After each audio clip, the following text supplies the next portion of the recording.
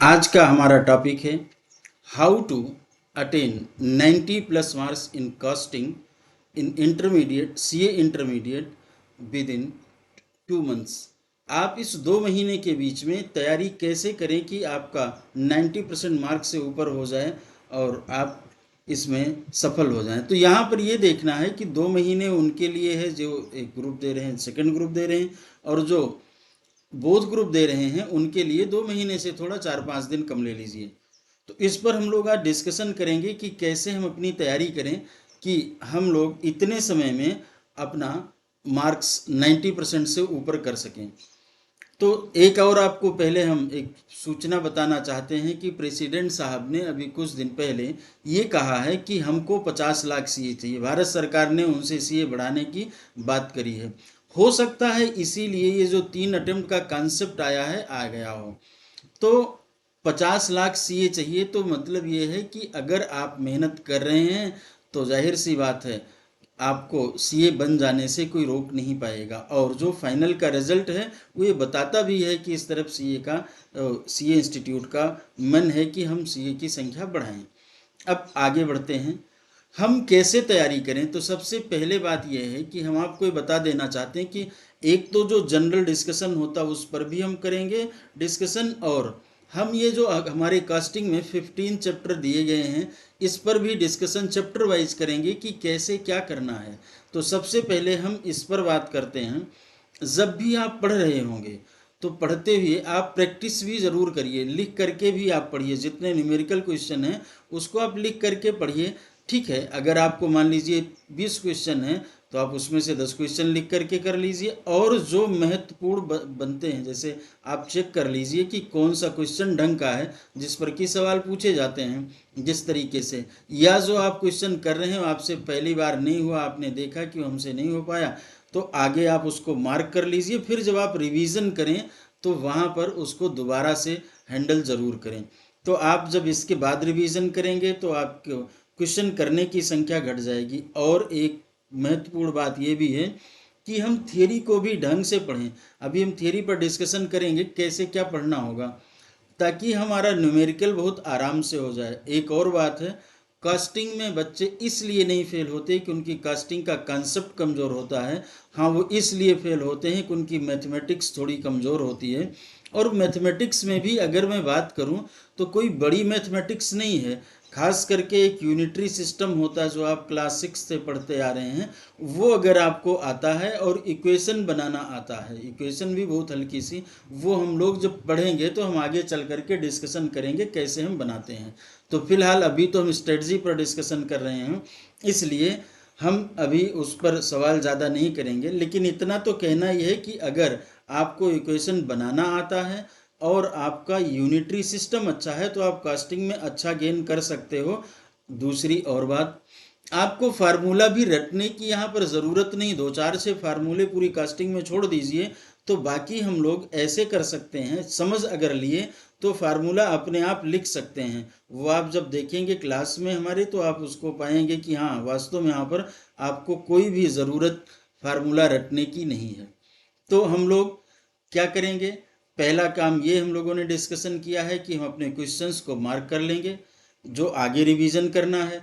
दूसरा है राइटिंग की प्रैक्टिस करेंगे और थियरी को अपने मन में रिटेन करेंगे। जैसे मान लीजिए कि हम थियरी पढ़ रहे हैं, हम क्वेश्चन कर रहे हैं, इसमें मटेरियल पढ़ रहे हैं, मटेरियल में स्क्रैप क्या होता है, उसका नॉर्मल एबनॉर्मल कैसे एडजस्ट, ये आपको अंत तक हमेशा काम आएगा। तो इसलिए इस टाइप की थियरी भी आपके माइंड में एकदम सेट होनी चाहिए। अब जब आप मटेरियल पढ़ रहे हैं तो हम अभी डिस्कशन करेंगे इस तरीके से कैसे कैसे करेंगे।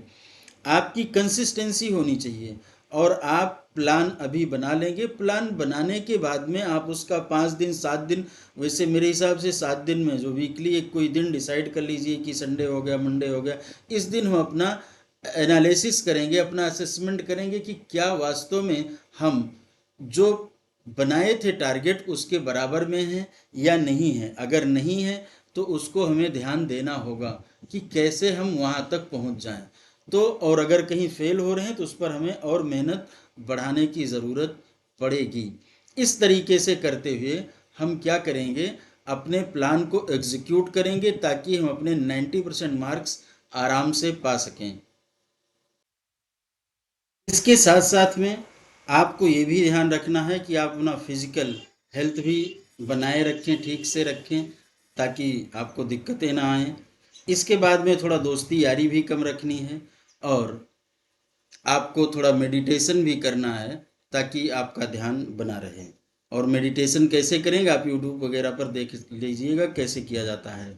अब उसके बारे में हमको जो है यहाँ पढ़ाने की वो नहीं है, हम तो कास्टिंग पढ़ाने के लिए आए हैं। इसके बाद में सबसे बड़ी जो बात है, ये तो ठीक है कि हम कैसे प्लान बनाएंगे, क्या करेंगे, ये ठीक है।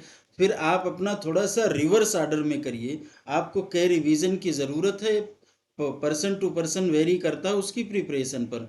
तो जैसे आप ये कर लीजिए कि मान लीजिए कि आपको 11 तारीख का पेपर है, तो 11 से पेपर है, तो उसके पहले आप कितना जो है कितना पहले से लास्ट रिवीजन करेंगे, उसके पहले से कौन सा रिवीजन करेंगे।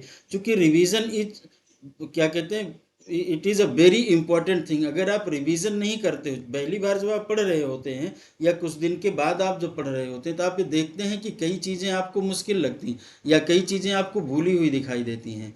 तो जो चीज़ें भूली हुई जब पहली बार आप पढ़ रहे हैं, तो उनको मार्क करिए और उनको लिखिए, और फिर उनको देखिए कि क्या करते हैं, कैसे करते हैं, कितनी बार करना पड़ता है। तो आप 2-3 बार अगर कर ले जाएंगे तो 90+ मार्क्स आने से कोई रोक नहीं सकता है। इंस्टीट्यूट की इच्छा भी तो है आखिर, कि ज़्यादा से ज़्यादा सीए बनाना है। 50 लाख सीए चाहिए, प्रेसिडेंट का है। अब आप, हम लोग डिस्कशन करते हैं, ये तो ठीक है, एक जनरल सी बात खत्म होती है। कास्टिंग में जब आप आते हैं, तो आप थियरी थियरी के नाम से पहला चैप्टर छोड़ देते हैं। ठीक, ये आपको कतई नहीं करना है, छोड़ना नहीं है, आपको पढ़ना है। आप एक बार फटाफट से रिवीजन करिए। एक पेज इंस्टीट्यूट का पढ़ने में 4 मिनट से ज़्यादा नहीं लगता है। जहां आपको समझना है, बल्कि 2-3 मिनट में भी हो जाता है।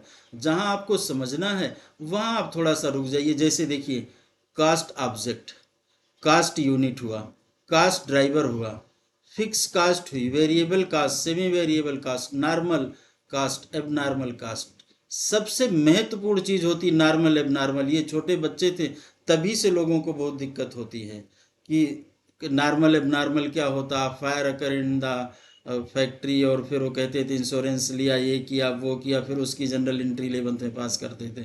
फिलहाल ये नॉर्मल एबनॉर्मल भी आपको बहुत अच्छे से आना चाहिए। और थियरी में ये देखिएगा, cost used in managerial decision making. ये सब हमने जो है अभी फटाफट चैप्टर्स देख करके इसको लिखा है। अब आपको ये ध्यान देना, हो सकता है कुछ छूट भी गया हो जो महत्वपूर्ण लगता है, तो उसको भी आप थोड़ा एक्स्ट्रा लिख लीजिएगा। बाकी इतने में आप कुछ छोड़ेंगे नहीं। Cost object, cost unit, cost driver, ये सभी चीज़ें अब आप देख रहे हैं कि ये है तो इंट्रोडक्शन में। ये चैप्टर आपको कई मार्क्स दिलाएगा, इतने की बात नहीं है। हम जो डिस्कशन कर रहे हैं, ये आगे वाले चैप्टर में क्या इफेक्ट डालता है, इस पर भी ध्यान देना हमको। इसलिए इनको बहुत मजबूती से पढ़ लेना। अब cost used in managerial decision making, इसमें क्या आपको है, उसमें आप देखेंगे संघ कास्ट है, इसमें आपको इंजीनियर्ड कास्ट है, इसी में आपको अपॉर्चुनिटी कास्ट है। ये सभी कास्ट आपको ढंग से आनी चाहिए। अगर नहीं आ रही है तो आगे आपको जब भी क्वेश्चन करेंगे तो समय लगेगा। यहाँ आप समय लगा लेंगे, मुझे लगता है इंट्रोडक्शन पढ़ने में 2-3 घंटे से अधिक नहीं लगेगा। इसको आप ढंग से कर लीजिएगा और छोड़ के कतई नहीं जाना है। पहले नंबर पे आप इंट्रोडक्शन पढ़ेंगे, दूसरे नंबर पर आप जो है मेटेरियल कास्ट पढ़ेंगे। मेटेरियल कास्ट जो आपको मार्क्स दिलाएगा, वो तो आप उसका लेवल पढ़ेंगे, इन्वेंट्री लेवल, ये सभी तो पढ़ेंगे ही पढ़ेंगे। लेकिन आप जो थियरी का पोर्शन में उस पर डिस्कशन करूंगा कि वेस्ट क्या है, स्क्रैप क्या है, स्पॉइलेज क्या है, डिफेक्टिव क्या है, एंड ऑब्सोलेसेंस क्या है, ये आप पढ़ेंगे। और इसके साथ में इसमें आप देखेंगे इसका नॉर्मल और एबनॉर्मल, नॉर्मल एंड एबनॉर्मल, इसका ट्रीटमेंट क्या होगा ये भी देखेंगे। और ये ढंग से देखेंगे, नहीं तो आगे आपको दिक्कत आने वाली है, वो कोई रोक नहीं सकता है। ठीक है, तो मटेरियल कास्ट पढ़ते हुए आपको इन बातों को, ये थ्योरी, अब लोग करते क्या, फटाफट से क्वेश्चन लगाते गए और ये थ्योरी को छोड़ दिए। तो जो आप करते जाते, मेरा फोकस उस पर नहीं, वो तो आप करोगे ही करोगे, तो वो तो करना ही नहीं, मार्क्स नहीं मिलेगा। लेकिन ये आपको ध्यान देना है, ये थ्योरी भी ढंग से पढ़नी है ताकि हम आगे यूज कर सकें। फिर हम आते हैं एम्प्लॉई कास्ट पे। एम्प्लॉई कास्ट में आप जो है एम्प्लॉई कास्ट कैसे कैलकुलेट करते हैं ये तो पढ़ेंगे, जहां आपको डाउट होता हो आप क्लास देख करके। और हम अभी क्लास इसके बना के डाल रहे हैं। देखिए हमने मटेरियल कास्ट, हाँ मटेरियल कास्ट तक कर दिया है, उसमें थोड़ा सा एक आध लेक्चर बाकी है। बाकी इसको हम जल्दी से जल्दी क्लास बना के डालते भी रहेंगे। अब आप देखेंगे ओवर टाइम। अब जब आप बात करते हो ओवर टाइम बेसिस की, तो ओवर टाइम बेसिस में दो कंपोनेंट होते हैं, एक नॉर्मल पोर्शन और जो एक्स्ट्रा मिला होता है दैट इज कॉल्ड क्या कहते हैं, ओवर टाइम प्रीमियम। तो जो नॉर्मल बेसिस है वो तो अलग ट्रीटमेंट होता है, और ओवर टाइम प्रीमियम है तो वो अलग ट्रीटमेंट होता है। इसको भी आप ढंग से पढ़ेंगे, नहीं तो आगे दिक्कत होने वाली है। फिर आप आते हैं ओवरहेड में। ओवरहेड में एस्टिमेशन, हाँ ये ध्यान से आप देख लीजिएगा, क्योंकि नहीं तो लोग भूल जाते हैं, छोड़ देते हैं। एस्टिमेशन ऑफ ओवरहेड होता है। उसके बाद उस जो ओवरहेड का एस्टिमेशन होता है that is allocated and apportion. Allocate मतलब जो पूरा पूरा किसी जगह पर खर्च किया गया वो उस डिपार्टमेंट में एलोकेट कर दिया जाता है। अपोर्शनमेंट का है जो किसी एक रिजनेबल बेसिस पे, जैसे रेंट है फ्लोर एरिया के हिसाब से, लाइट वो क्या कहते हैं इलेक्ट्रिसिटी का खर्चा है पॉइंट किया, जिस भी हिसाब से इस तरीके से खर्चे को हम बांट देते हैं उसे कहते हैं अपोर्शनमेंट। तो ये हुआ हमारा अपोर्शनमेंट कहलाता है। ठीक है। इसके बाद अगर मैं बात करूं, जब ये अपोर्शनमेंट हो जाता है तो उसका रीअपोर्शन करते हैं। ये मैं इसलिए बता रहा हूँ कि छोटी सी बात है और लोगों को समझ में नहीं आता। एक एलोकेशन होता है, फिर एलोकेशन एंड अपोर्शनमेंट, फिर इस अपोर्शनमेंट के बाद में रीअपोर्शन होता है। रीअपोर्शन किसका किया जाता है, रीअपोर्शनमेंट होता है जो आपने सर्विस डिपार्टमेंट में खर्च कर दिया है, उस सर्विस डिपार्टमेंट के खर्चे को आप कहाँ लाते हैं, प्रोडक्शन में। तो इसे हम रीअपोर्शनमेंट करते हैं और इसी पर पूरा आपका ओवरहेड है। और फिर हम इस कास्ट को एब्जॉर्प्शन पढ़ते हैं, इस चैप्टर में एब्जॉर्प्शन पढ़ते हैं। तो ये अगर मैं कहूँ तो ये चार के चारों चैप्टर, ये चार के चारों चैप्टर, चैप्टर इंट्रोडक्शन ये, और एक पांचवा कास्ट सीट, ये पांचों आपका बेसिक। वैसे कास्ट शीट तो बहुत छोटा सा चैप्टर है। कास्ट शीट मुझे लगता है जब आप पढ़ने बैठेंगे तो 2 घंटे 3 घंटे का काम है, एक चैप्टर निपट गया आपका। ऐसे कई चैप्टर हैं, कास्ट शीट छोटा सा है। ये बहुत पहले के अगर आप पढ़े होंगे तो देख लीजिएगा, फॉर्मेट चेंज हुआ है, फॉर्मेट के जैसा है उस तरीके से आप उसको लिखेंगे, उसी आर्डर में लिख करके आएंगे। और एक सीए फाइनल से आया हुआ टॉपिक है एक्टिविटी बेस्ड कास्टिंग। ये अगर मैं ऊपर के ये चार की बात करूं, चार, और चार क्या है, ये चार तो मैं कह रहा हूं लेकिन इसमें ये तीन आपका बेसिक है। इंट्रोडक्शन तो बेसिक होता ही होता, ये तीन भी आपके बेसिक हैं, और कास्ट शीट भी आपकी बेसिक है। कास्ट शीट के ही हिसाब से आगे के जैसे जॉब, यूनिट, बैच, ये सब कास्टिंग बनती है। तो पहले तीन तो मटेरियल, एम्प्लॉय और ओवरहेड, यही आपकी कास्ट के एलिमेंट हैं। तो इसलिए इन तीन को बहुत ही अच्छे से पढ़ना है।